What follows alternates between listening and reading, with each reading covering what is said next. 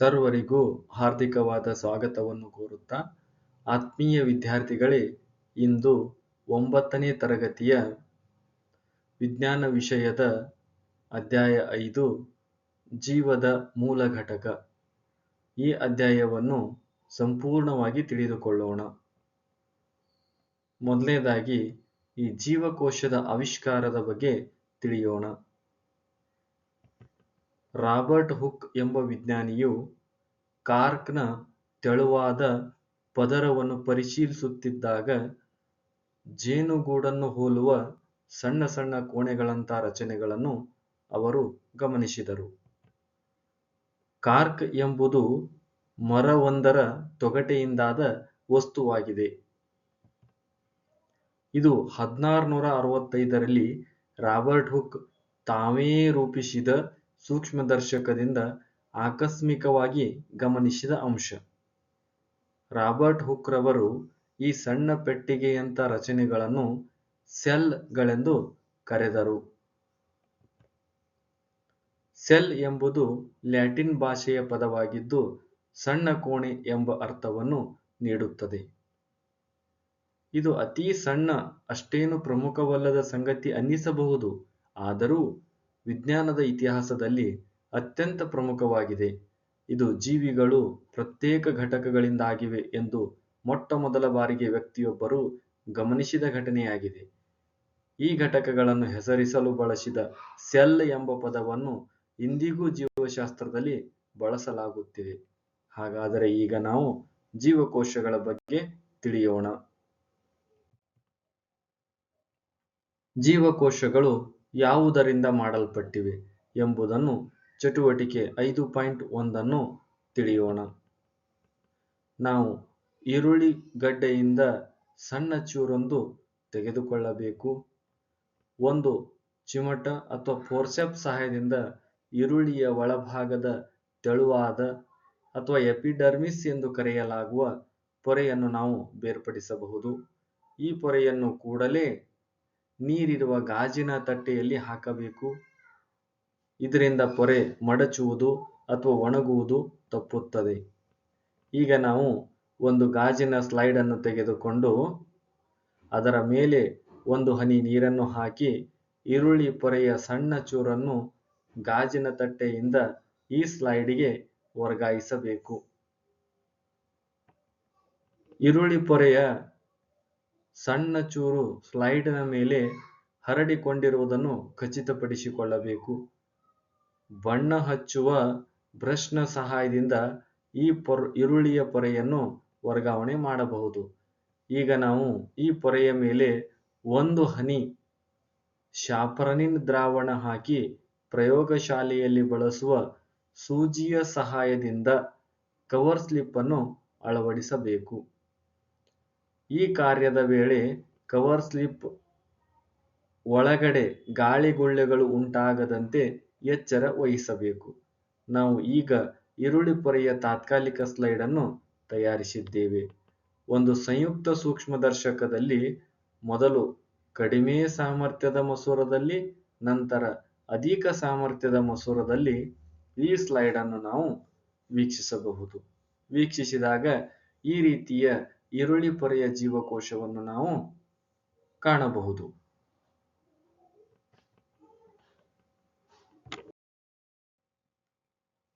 ನಾವು ವಿವಿಧ ಅಳತೆಯ ಈರುಳ್ಳಿಗಳಿಂದ ಪಡೆದ ಪೊರೆಯ ತಾತ್ಕಾಲಿಕ ಸ್ಲೈಡ್ ಅನ್ನು ತಯಾರಿಸಲು ಪ್ರಯತ್ನಿಸಬಹುದು. ಒಂದೇ ರೀತಿಯ ರಚನೆಗಳನ್ನು ನಾವು ಕಾಣುತ್ತೇವೆ. ಇವು ಪರಸ್ಪರ ಒಂದೇ ರೀತಿಯ ರಚನೆಗಳಂತೆ ಕಾಣುತ್ತವೆ. ಇವೆಲ್ಲ ಒಟ್ಟಿಗೆ ಸೇರಿ ಈರುಳ್ಳಿಯ ಒಂದು ದೊಡ್ಡ ಗಡ್ಡೆಯನ್ನೇ ಉಂಟು ಮಾಡುತ್ತವೆ. ಈ ಚಟುವಟಿಕೆಯಿಂದ ನಾವು ಕಂಡುಕೊಂಡ ಅಂಶವೇನೆಂದರೆ, ಸೂಕ್ಷ್ಮದರ್ಶಕದಡಿಯಲ್ಲಿ ಗಮನಿಸಿದಾಗ ವಿವಿಧ ಗಾತ್ರದ ಈರುಳ್ಳಿಗಡ್ಡೆಗಳೆಲ್ಲ ಒಂದೇ ರೀತಿಯ ರಚನೆಗಳನ್ನು ಹೊಂದಿವೆ. ಯಾವುದೇ ಗಾತ್ರದ ಈರುಳ್ಳಿಯಿಂದ ಪಡೆದ ಪೊರೆಗಳಾದರೂ ಅವುಗಳಲ್ಲಿನ ಜೀವಕೋಶಗಳು ಒಂದೇ ರೀತಿ ಕಾಣುತ್ತವೆ. ನಾವು ನೋಡಿದ ಈ ಸಣ್ಣ ರಚನೆಗಳು ಈರುಳ್ಳಿಗಡ್ಡೆಯ ರಚನಾತ್ಮಕ ಮೂಲ ಘಟಕಗಳಾಗಿವೆ. ಈ ರಚನೆಗಳನ್ನು ಜೀವಕೋಶಗಳು ಎನ್ನುವರು. ಈರುಳ್ಳಿಯೊಂದೇ ಅಲ್ಲದೆ ನಾವು ಸುತ್ತಮುತ್ತ ಗಮನಿಸುವ ಎಲ್ಲಾ ಜೀವಿಗಳು ಜೀವಕೋಶಗಳಿಂದ ಮಾಡಲ್ಪಟ್ಟಿವೆ. ಇವುಗಳಲ್ಲದೆ ಒಂದೇ ಜೀವಕೋಶವನ್ನು ಹೊಂದಿರುವ ಜೀವಿಗಳು ಸಹ ಇವೆ. ನಾವು ನೋಡಿದ ಈ ಸಣ್ಣ ರಚನೆಗಳು ಈರುಳ್ಳಿಗಡ್ಡೆಯ ರಚನಾತ್ಮಕ ಮೂಲ ಘಟಕಗಳಾಗಿವೆ. ಈ ರಚನೆಗಳನ್ನು ನಾವು ಜೀವಕೋಶಗಳು ಎಂದು ಕರೆಯುತ್ತೇವೆ. ಜೀವಿಯ ರಚನಾತ್ಮಕ ಮತ್ತು ಕಾರ್ಯನಿರ್ವಾಹಕ ಮೂಲ ಘಟಕವನ್ನು ಜೀವಕೋಶ ಎನ್ನುವರು. ಜೀವಕೋಶದ ವ್ಯಾಖ್ಯಾನ ನೋಡೋದಾದ್ರೆ, ಜೀವಿಯ ರಚನಾತ್ಮಕ ಮತ್ತು ಕಾರ್ಯನಿರ್ವಾಹಕ ಮೂಲ ಘಟಕವನ್ನು ಜೀವಕೋಶ ಎಂದು ಕರೆಯುತ್ತೇವೆ. ಹೆಚ್ಚಿನ ಜ್ಞಾನಕ್ಕಾಗಿ 1665ರಲ್ಲಿ ರಾಬರ್ಟ್ ಹುಕ್ ಮೊದಲ ಬಾರಿಗೆ ಜೀವಕೋಶಗಳನ್ನು ಆವಿಷ್ಕರಿಸಿದರು. ಅವರು ತೆಳುವಾದ ಕಾರ್ಕ್ ಪದರದಲ್ಲಿ ಆರಂಭಿಕ ಹಂತದ ಸೂಕ್ಷ್ಮದರ್ಶಕದ ಸಹಾಯದಿಂದ ಜೀವಕೋಶಗಳನ್ನು ಗಮನಿಸಿದರು. ಲಿವೆನ್ ಹಾಕ್ 1674ರಲ್ಲಿ ಉತ್ತಮಪಡಿಸಿದ ಸೂಕ್ಷ್ಮದರ್ಶಕದ ಸಹಾಯದಿಂದ ಸಣ್ಣ ಕೊಳದ ನೀರಿನಲ್ಲಿ ಸ್ವತಂತ್ರವಾಗಿ ಜೀವಿಸುತ್ತಿರುವ ಜೀವಕೋಶಗಳನ್ನು ಮೊದಲ ಬಾರಿಗೆ ಆವಿಷ್ಕರಿಸಿದರು. 1831ರಲ್ಲಿ ರಾಬರ್ಟ್ ಬ್ರೌನ್ ಜೀವಕೋಶಗಳಲ್ಲಿನ ನ್ಯೂಕ್ಲಿಯಸ್ ಅನ್ನು ಆವಿಷ್ಕರಿಸಿದರು. ಪರ್ಕಿಂಜೆ 1839ರಲ್ಲಿ ಜೀವಕೋಶದೊಳಗೆ ಕಂಡುಬರುವ ದ್ರವ ಪದಾರ್ಥವನ್ನು ಹೆಸರಿಸಲು ಪ್ರೋಟೋಪ್ಲಾಸಂ ಎಂಬ ಪದವನ್ನು ಪರಿಚಯಿಸಿದರು. ಎಲ್ಲಾ ಸಸ್ಯಗಳು ಮತ್ತು ಪ್ರಾಣಿಗಳು ಜೀವಕೋಶಗಳಿಂದ ಮಾಡಲ್ಪಟ್ಟಿವೆ ಮತ್ತು ಜೀವಕೋಶವು ಜೀವದ ಮೂಲ ಘಟಕ ಎಂಬ ಕೋಶ ಸಿದ್ಧಾಂತವನ್ನು ಸ್ಲಿಡನ್ ಮತ್ತು ಶ್ವಾನ್ ಎಂಬ ಇಬ್ಬರು ಜೀವವಿಜ್ಞಾನಿಗಳು ಪ್ರತಿಪಾದಿಸಿದರು. 1855ರಲ್ಲಿ ವರ್ಚೋವ್ ಎಂಬ ವಿಜ್ಞಾನಿ ಈಗಾಗಲೇ ಅಸ್ತಿತ್ವದಲ್ಲಿರುವ ಜೀವಕೋಶಗಳಿಂದ ಹೊಸ ಜೀವಕೋಶಗಳು ಉಂಟಾಗುತ್ತವೆ ಎಂಬ ಅಂಶವನ್ನು ಸೇರಿಸಿ ಕೋಶ ಸಿದ್ಧಾಂತವನ್ನು ಮತ್ತಷ್ಟು ವಿಸ್ತರಿಸಿದರು. 1940ರಲ್ಲಿ ಆವಿಷ್ಕಾರಗೊಂಡ ಎಲೆಕ್ಟ್ರಾನ್ ಸೂಕ್ಷ್ಮದರ್ಶಕದಿಂದಾಗಿ ಜೀವಕೋಶ ಮತ್ತು ಅದರೊಳಗಿನ ವಿವಿಧ ಕಣದಂಗಗಳ ಸಂಕೀರ್ಣ ರಚನೆಗಳನ್ನು ಅಭ್ಯಾಸ ಮಾಡಲು ಮತ್ತು ಅರ್ಥ ಮಾಡಿಕೊಳ್ಳಲು ಸಾಧ್ಯವಾಯಿತು. ಏಕಕೋಶೀಯ ಜೀವಿಗಳಿಗೆ ನೋಡೋದಾದ್ರೆ, ಏಕಕೋಶ ಜೀವಿಗಳು ಮತ್ತು ಅವುಗಳಿಗೆ ಉದಾಹರಣೆಗಳನ್ನು ನೋಡೋದಾದ್ರೆ, ಈಗ ನಾವು ವರ್ಧಿಸುವ ಮಸೂರಗಳ ಆವಿಷ್ಕಾರವು ಸೂಕ್ಷ್ಮದರ್ಶಕೀಯ ಪ್ರಪಂಚದ ಸಂಶೋಧನೆಗೆ ದಾರಿ ಮಾಡಿಕೊಟ್ಟಿತು. ಒಂದು ಕೋಶವು ಒಂದು ಪೂರ್ಣ ಜೀವಿಯನ್ನು ಪ್ರತಿನಿಧಿಸಬಹುದು ಎಂದು ನಮಗೀಗ ತಿಳಿದಿದೆ. ಉದಾಹರಣೆಗೆ ಅಮೀಬಾ, ಕ್ಲಾಮಿಡೋಮೋನಾಸ್, ಪ್ಯಾರಾಮೀಸಿಯಂ ಮತ್ತು ಬ್ಯಾಕ್ಟೀರಿಯಾ. ಈ ಜೀವಿಗಳನ್ನು ನಾವು ಏಕಕೋಶೀಯ ಜೀವಿಗಳು ಎಂದು ಕರೆಯುವರು.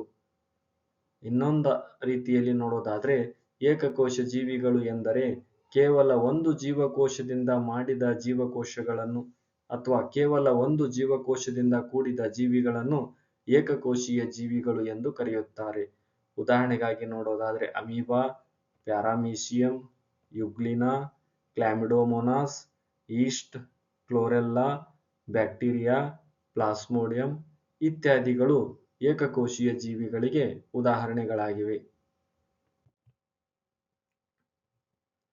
ಕೆಲವು ಶಿಲೀಂಧ್ರಗಳು, ಸಸ್ಯಗಳು ಮತ್ತು ಪ್ರಾಣಿಗಳಲ್ಲಿ ಅನೇಕ ಜೀವಕೋಶ ಗುಂಪುಗಳು ಒಂದೇ ಜೀವಿಯಲ್ಲಿದ್ದು ಬೇರೆ ಬೇರೆ ಕಾರ್ಯಗಳನ್ನು ನಿರ್ವಹಿಸುತ್ತವೆ ಹಾಗೂ ವಿವಿಧ ದೇಹ ಭಾಗಗಳನ್ನು ನಿರ್ಮಿಸಲು ಕಾರಣವಾಗಿವೆ. ಇಂಥ ಜೀವಿಗಳಿಗೆ ನಾವು ಬಹುಕೋಶೀಯ ಜೀವಿಗಳು ಎಂದು ಕರೆಯುತ್ತೇವೆ. ಇನ್ನೊಂದು ರೀತಿಯಲ್ಲಿ ನೋಡೋದಾದ್ರೆ, ಬಹುಕೋಶೀಯ ಜೀವಿಗಳು ಎಂದರೆ ಎರಡು ಅಥವಾ ಎರಡಕ್ಕಿಂತ ಹೆಚ್ಚಿನ ಜೀವಕೋಶಗಳಿಂದ ಮಾಡಲ್ಪಟ್ಟಿರುವ ಜೀವಿಗಳಿಗೆ ಬಹುಕೋಶೀಯ ಜೀವಿಗಳು ಎಂದು ಕರೆಯುತ್ತೇವೆ. ಎರಡು ಅಥವಾ ಎರಡಕ್ಕಿಂತ ಹೆಚ್ಚಿನ ಜೀವಕೋಶಗಳಿಂದ ನಿರ್ಮಾಣವಾದ ಜೀವಿಗಳನ್ನು ಬಹುಕೋಶೀಯ ಜೀವಿಗಳು ಎಂದು ಕರೆಯುತ್ತೇವೆ. ಉದಾಹರಣೆಗಾಗಿ ಮಾನವ, ನಾಯಿ, ಮರ, ಗುಲಾಬಿ, ಆನೆ, ಹಸು, ಅಣಬೆ, ಹಕ್ಕಿ ಇತ್ಯಾದಿಗಳು. ಪ್ರತಿ ಬಹುಕೋಶೀಯ ಜೀವಿಯು ಒಂದೇ ಜೀವಕೋಶದಿಂದ ಉಂಟಾಗಿದೆ. ಅದು ಹೇಗೆಂದರೆ, ಜೀವಕೋಶಗಳು ವಿಭಜಿಸಿ ತಮ್ಮಂತೆಯೇ ಇರುವ ಹೊಸ ಜೀವಕೋಶಗಳನ್ನು ಉಂಟು ಮಾಡುತ್ತವೆ. ಹೀಗೆ ಎಲ್ಲಾ ಜೀವಕೋಶಗಳು ಈಗಾಗಲೇ ಅಸ್ತಿತ್ವದಲ್ಲಿರುವ ಜೀವಕೋಶಗಳಿಂದ ಉಂಟಾಗಿವೆ ಎಂಬುದನ್ನು ನಾವು ತಿಳಿಯಬಹುದು. ಚಟುವಟಿಕೆ 5.2 ಎಲೆಗಳ ತೆಳುಪದರ, ಈರುಳ್ಳಿ ಬೇರಿನ ತುದಿ ಅಥವಾ ವಿವಿಧ ಗಾತ್ರದ ಈರುಳ್ಳಿಯ ತೆಳುವಾದ ಪೊರೆಗಳಿಂದ ತಾತ್ಕಾಲಿಕ ಸ್ಲೈಡ್ಗಳನ್ನು ನಾವು ತಯಾರಿಸಬಹುದು. ಈ ಮೇಲಿನ ಚಟುವಟಿಕೆಯನ್ನು ಕೈಗೊಂಡ ನಂತರ ಈ ಕೆಳಗಿನ ಪ್ರಶ್ನೆಗಳಿಗೆ ಯಾವ ಉತ್ತರವಿರಬಹುದು ಎಂದು ನೋಡೋಣ. ಎಲ್ಲಾ ಜೀವಕೋಶಗಳ ರೂಪ ಮತ್ತು ಗಾತ್ರದಲ್ಲಿ ಒಂದೇ ರೀತಿಯಾಗಿ ಕಾಣುತ್ತವೆಯೇ? ಎಲ್ಲಾ ಜೀವಕೋಶಗಳು ರಚನೆಯಲ್ಲಿ ಒಂದೇ ರೀತಿಯಾಗಿವೆಯೇ? ಸಸ್ಯದ ಬೇರೆ ಬೇರೆ ಭಾಗಗಳಲ್ಲಿರುವ ಜೀವಕೋಶಗಳ ಮಧ್ಯೆ ವ್ಯತ್ಯಾಸಗಳನ್ನು ನಾವು ಗಮನಿಸಬಹುದೇ? ಜೀವಕೋಶಗಳ ಮಧ್ಯೆ ಯಾವ ಹೋಲಿಕೆಗಳನ್ನು ನಾವು ಗಮನಿಸಬಹುದು? ಈ ಎಲ್ಲಾ ಪ್ರಶ್ನೆಗಳನ್ನು ಉತ್ತರಗಳನ್ನು ನೋಡೋದಾದ್ರೆ, ಕೆಲವು ಜೀವಿಗಳು ವಿವಿಧ ರೀತಿಯ ಜೀವಕೋಶಗಳನ್ನು ಹೊಂದಿವೆ. ಜೀವಕೋಶಗಳ ಆಕಾರ ಮತ್ತು ಗಾತ್ರವು ಅವು ನಿರ್ವಹಿಸುವ ನಿರ್ದಿಷ್ಟ ಕಾರ್ಯಗಳಿಗೆ ಸಂಬಂಧಿಸಿದೆ. ಕೆಲವು ಸಂದರ್ಭಗಳಲ್ಲಿ ನಿರ್ದಿಷ್ಟ ಜೀವಕೋಶದ ಆಕಾರವು ಹೆಚ್ಚು ಕಡಿಮೆ ಸ್ಥಿರವಾಗಿರುತ್ತದೆ ಹಾಗೂ ವಿಶಿಷ್ಟವಾಗಿರುತ್ತದೆ.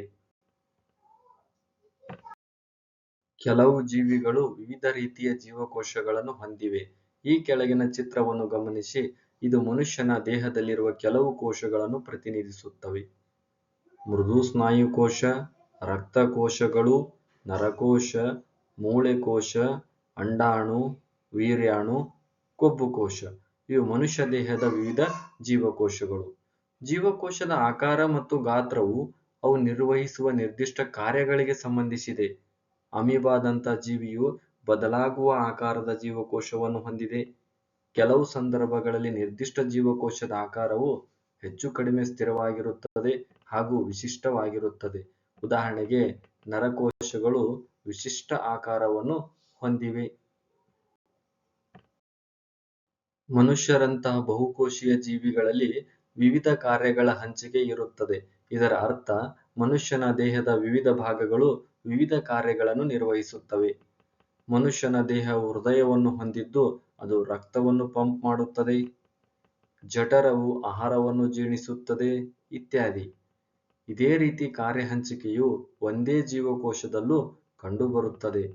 ವಾಸ್ತವವಾಗಿ ಜೀವಕೋಶದಲ್ಲಿ ನಿರ್ದಿಷ್ಟ ಕಾರ್ಯಗಳನ್ನು ನಿರ್ವಹಿಸುವ ಜೀವಂತ ರಚನೆಗಳಿದ್ದು ಅವುಗಳನ್ನು ನಾವು ಕಣದಂಗಗಳು ಎಂದು ಕರೆಯುತ್ತೇವೆ. ಜೀವಕೋಶದಲ್ಲಿ ನಿರ್ದಿಷ್ಟ ಕಾರ್ಯಗಳನ್ನು ನಿರ್ವಹಿಸುವ ಜೀವಂತ ರಚನೆಗಳಿದ್ದು ಅವುಗಳನ್ನು ನಾವು ಕಣದಂಗಗಳು ಎಂದು ಕರೆಯುತ್ತೇವೆ. ಉದಾಹರಣೆಗಾಗಿ ನೋಡೋದಾದ್ರೆ ಕಣದಂಗಗಳು ಮೈಟೊಕಾಂಡ್ರಿಯಾ, ಲೈಸೋಜೋಮ್, ಸೆಂಟ್ರಿಯೋಲ್, ಗಾಲ್ಗಿ ಸಂಕೀರ್ಣ, ರೈಬೋಸೋಮ್, ಎಂಡೋಪ್ಲಾಸ್ಮಿಕ್ ರೆಟಿಕ್ಯುಲಮ್, ನ್ಯೂಕ್ಲಿಯಸ್ ಇತ್ಯಾದಿಗಳು. ಪ್ರತಿಯೊಂದು ಕಣದಂಗವು ನಿರ್ದಿಷ್ಟ ಕಾರ್ಯವನ್ನು ನಿರ್ವಹಿಸುತ್ತದೆ. ಉದಾಹರಣೆಗೆ, ಜೀವಕೋಶದೊಳಗೆ ಹೊಸ ವಸ್ತುವನ್ನು ತಯಾರಿಸುವುದು, ಉತ್ಪತ್ತಿಯಾದ ತ್ಯಾಜ್ಯ ವಸ್ತುಗಳನ್ನು ಹೊರಹಾಕುವುದು ಇತ್ಯಾದಿ. ಒಂದು ಕೋಶವು ಜೀವಂತವಾಗಿದ್ದು ಎಲ್ಲಾ ಕಾರ್ಯಗಳನ್ನು ನಿರ್ವಹಿಸಲು ಈ ಕಣದಂಗಗಳೇ ಕಾರಣ. ಈ ಕಣದಂಗಗಳು ಒಟ್ಟುಗೂಡಿ ಮೂಲ ಘಟಕವಾದ ಜೀವಕೋಶವನ್ನು ರೂಪಿಸಿವೆ.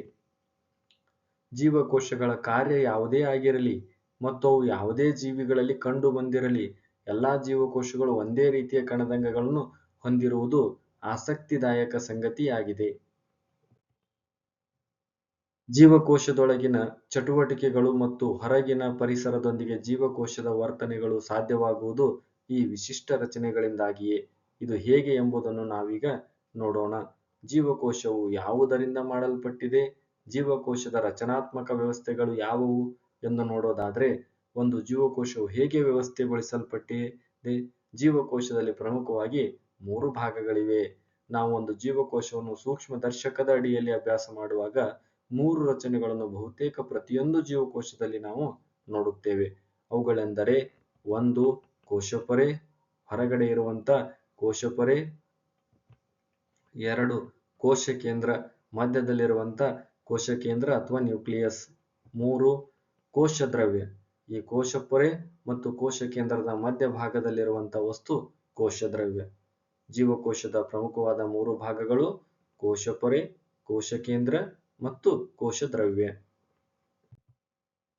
ಕೋಶಪೊರೆಯ ರಚನೆಯನ್ನು ನೋಡೋದಾದ್ರೆ, ಇದು ಜೀವಕೋಶದ ಒಳಗಿನ ಭಾಗಗಳನ್ನು ಹೊರಗಿನ ಪರಿಸರದಿಂದ ಬೇರ್ಪಡಿಸುವ ಅತ್ಯಂತ ಹೊರಗಿನ ಹೊದಿಕೆಯಾಗಿದೆ. ಕೋಶಪೊರೆಯು ಜೀವಕೋಶದ ಒಳಗೆ ಹೋಗುವ ಮತ್ತು ಹೊರಗೆ ಬರುವ ಕೆಲವು ವಸ್ತುಗಳ ಚಲನೆಯನ್ನು ನಿಯಂತ್ರಿಸುತ್ತದೆ. ಇದು ಕೆಲವು ವಸ್ತುಗಳ ಚಲನೆಯನ್ನು ತಡೆಗಟ್ಟುತ್ತದೆ. ಆದ್ದರಿಂದ ಈ ಕೋಶಪೊರೆಯನ್ನು ನಾವು ಅರೆವ್ಯಾಪ್ಯ ಪೊರೆ ಎಂದು ಕರೆಯುತ್ತಾರೆ. ಕೋಶಪೊರೆ ವಿಸರಣೆಯ ಬಗ್ಗೆ ನೋಡೋದಾದ್ರೆ, ಕಾರ್ಬನ್ ಡೈಆಕ್ಸೈಡ್ ಅಥವಾ ಆಕ್ಸಿಜನ್ ನಂತಹ ಕೆಲವು ವಸ್ತುಗಳು ಕೋಶ ಪೊರೆಯ ಮೂಲಕ ಚಲಿಸುತ್ತವೆ. ಈ ಪ್ರಕ್ರಿಯೆಯನ್ನು ನಾವು ವಿಸರಣೆ ಎಂದು ಕರೆಯುತ್ತೇವೆ. ವಸ್ತುಗಳು ಅಧಿಕ ಸಾರತೆಯ ಪ್ರದೇಶದಿಂದ ಕಡಿಮೆ ಸಾರತೆಯ ಪ್ರದೇಶಕ್ಕೆ ಸಹಜವಾಗಿ ಚಲಿಸುವುದನ್ನು ನಾವು ನೋಡಿದ್ದೇವೆ. ಜೀವಕೋಶದಲ್ಲೂ ಇದೇ ಮಾದರಿಯಲ್ಲಿ ವಸ್ತುಗಳ ಚಲನೆ ಕಂಡುಬರುತ್ತದೆ. ಉದಾಹರಣೆಗೆ ಕಾರ್ಬನ್ ಡೈಆಕ್ಸೈಡ್ ಅಂದರೆ ಕೋಶದಿಂದ ಹೊರಹಾಕಬೇಕಾದ ಕೋಶ ತ್ಯಾಜ್ಯನಂತಹ ವಸ್ತುಗಳು ಅಧಿಕ ಸಾರತೆಯಲ್ಲಿ ಜೀವಕೋಶದೊಳಗೆ ಸಂಗ್ರಹವಾಗಿರುತ್ತವೆ. ಇದಕ್ಕೆ ಹೋಲಿಸಿದರೆ ಹೊರಗಡೆ ಇರತಕ್ಕಂಥ ಪರಿಸರದಲ್ಲಿ ಕಾರ್ಬನ್ ಡೈಆಕ್ಸೈಡ್ ಸಾರತೆ ಕಡಿಮೆ ಇರುತ್ತದೆ. ಜೀವಕೋಶದೊಳಗೆ ಮತ್ತು ಹೊರಗೆ ಕಾರ್ಬನ್ ಡೈಆಕ್ಸೈಡ್ ಸಾರತೆಯಲ್ಲಿ ವ್ಯತ್ಯಾಸ ಕಂಡು ಬಂದ ಕೂಡಲೇ ಕಾರ್ಬನ್ ಡೈಆಕ್ಸೈಡ್ ಅಧಿಕ ಸಾರತೆಯ ಪ್ರದೇಶದಿಂದ ಕಡಿಮೆ ಸಾರತೆಯ ಪ್ರದೇಶಕ್ಕೆ ವಿಸರಣೆ ಪ್ರಕ್ರಿಯೆಯಿಂದ ಜೀವಕೋಶದ ಒಳಗಿನಿಂದ ಹೊರಗೆ ಚಲಿಸುತ್ತದೆ. ಅದೇ ರೀತಿ ಜೀವಕೋಶದೊಳಗೆ ಆಕ್ಸಿಜನ್ ಸಾರತೆ ಕಡಿಮೆಯಾಗುತ್ತಿದ್ದಂತೆ ವಿಸರಣೆ ಪ್ರಕ್ರಿಯೆಯಿಂದ ಆಕ್ಸಿಜನ್ ಜೀವಕೋಶದೊಳಗೆ ಪ್ರವೇಶಿಸುತ್ತದೆ. ಈ ರೀತಿ ವಿಸರಣೆ ಕ್ರಿಯೆಯು ಜೀವಕೋಶಗಳ ನಡುವೆ ಮತ್ತು ಜೀವಕೋಶ ಹಾಗೂ ಅದರ ಹೊರಗಿನ ಪರಿಸರದ ನಡುವೆ ನಡೆಯುವ ಅನಿಲಗಳ ವಿನಿಮಯದಲ್ಲಿ ಪ್ರಮುಖ ಪಾತ್ರ ವಹಿಸುತ್ತದೆ. ಅದೇ ರೀತಿ ಅರೆವ್ಯಾಪ್ಯ ಪೊರೆಯ ಮೂಲಕ ನೀರಿನ ಅಣುಗಳ ಚಲನೆಗೆ ನಾವು ಅಭಿಸರಣೆ ಎಂದು ಕರೆಯುತ್ತೇವೆ. ನೀರಿನಲ್ಲಿ ಕರಗಿರುವ ವಸ್ತುಗಳ ಪ್ರಮಾಣವು ಕೋಶ ಪೊರೆಯ ಮೂಲಕ ಚಲಿಸುವ ನೀರಿನ ಮೇಲೆ ಪ್ರಭಾವ ಬೀರುತ್ತದೆ. ಆದ್ದರಿಂದ ಅಭಿಸರಣೆ ಎನ್ನುವುದು ನೀರಿನ ಅಣುಗಳು ಅಧಿಕ ಸಾರತೆಯ ಪ್ರದೇಶದಿಂದ ಕಡಿಮೆ ಸಾರತೆಯ ಪ್ರದೇಶಕ್ಕೆ ಅರೆವ್ಯಾಪ್ಯ ಪೊರೆಯ ಮೂಲಕ ಹಾದು ಹೋಗುವ ಕ್ರಿಯೆಯನ್ನು ಅಭಿಸರಣೆ ಎನ್ನುವರು. ನೀರಿನ ಅಣುಗಳು ಅಧಿಕ ಸಾರತೆಯ ಪ್ರದೇಶದಿಂದ ಕಡಿಮೆ ಸಾರತೆಯ ಪ್ರದೇಶಕ್ಕೆ ಅರೆವ್ಯಾಪ್ಯ ಪೊರೆಯ ಮೂಲಕ ಹಾದು ಹೋಗುವ ಕ್ರಿಯೆಯನ್ನು ಅಭಿಸರಣೆ ಎಂದು ಕರೆಯುತ್ತಾರೆ. ಸಕ್ಕರೆಯ ಅಥವಾ ಉಪ್ಪಿನ ದ್ರಾವಣದಲ್ಲಿ ಒಂದು ಪ್ರಾಣಿ ಜೀವಕೋಶ ಅಥವಾ ಸಸ್ಯ ಜೀವಕೋಶವನ್ನು ಇರಿಸಿದರೆ ಏನಾಗಬಹುದು ಎಂದು ಈಗ ನೋಡಿದಾಗ ಈ ಕೆಳಗಿನ 3 ಕ್ರಿಯೆಗಳಲ್ಲಿ ಯಾವುದಾದರೊಂದು ಕ್ರಿಯೆ ಜರುಗಬಹುದು. ಒಂದನೇ ಕ್ರಿಯೆಯನ್ನು ನೋಡೋದಾದ್ರೆ ಜೀವಕೋಶವನ್ನು ಆವರಿಸಿದ ಮಾಧ್ಯಮದ ನೀರಿನ ಸಾರತೆಯು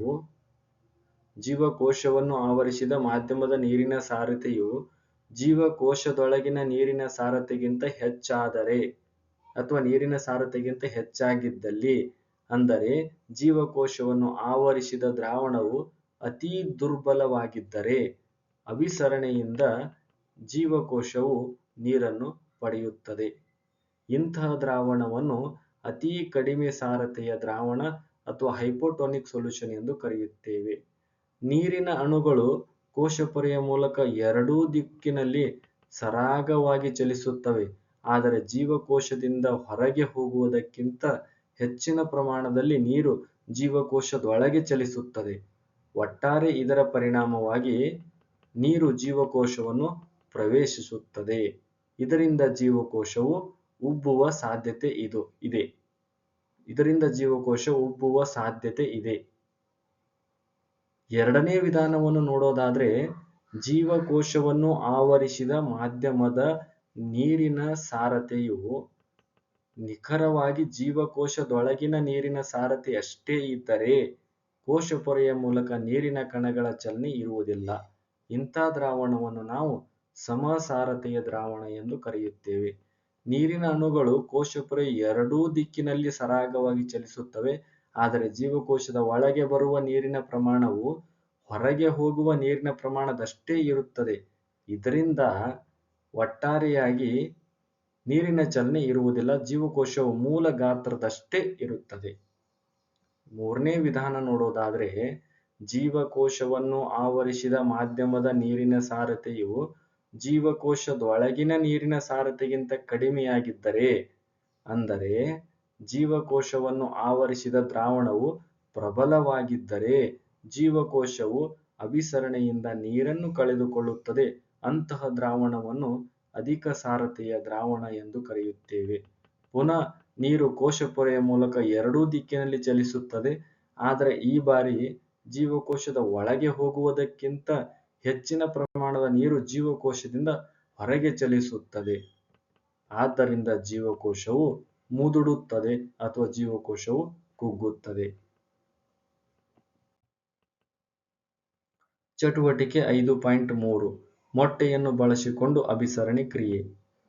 ಒಂದು ಮೊಟ್ಟೆಯನ್ನು ದುರ್ಬಲ ಹೈಡ್ರೋಕ್ಲೋರಿಕ್ ಆಮ್ಲದಲ್ಲಿ ಮುಳುಗಿಸಿ ಅದರ ಚಿಪ್ಪನ್ನು ತೆಗೆಯಿರಿ. ಮೊಟ್ಟೆಯ ಚಿಪ್ಪು ಬಹುತೇಕ ಕ್ಯಾಲ್ಸಿಯಂ ಕಾರ್ಬೋನೇಟ್ನಿಂದಾಗಿದೆ. ಈಗ ಮೊಟ್ಟೆಯನ್ನು ತೆಳುವಾದ ಹೊರಚರ್ಮವು ಆವರಿಸಿದೆ. ಮೊಟ್ಟೆಯನ್ನು ಶುದ್ಧ ನೀರಿನಲ್ಲಿಡಿ. 5 ನಿಮಿಷದ ನಂತರ ನಾವು ಏನನ್ನು ವೀಕ್ಷಿಸುತ್ತೇವೆ? ಮೊಟ್ಟೆಯು ಉಬ್ಬಿಕೊಂಡಿರುತ್ತದೆ, ಏಕೆಂದರೆ ನೀರು ಅಭಿಸರಣೆಯ ಮೂಲಕ ಅದರೊಳಗೆ ಸೇರಿಕೊಂಡಿರುತ್ತದೆ. ಅದೇ ರೀತಿ ಚಿಪ್ಪು ತೆಗೆದ ಮೊಟ್ಟೆಯನ್ನು ಒಂದು ಪ್ರಬಲ ಉಪ್ಪಿನ ದ್ರಾವಣದಲ್ಲಿ ಇಡಿ ಮತ್ತು 5 ನಿಮಿಷಗಳ ನಂತರ ಗಮನಿಸಿ.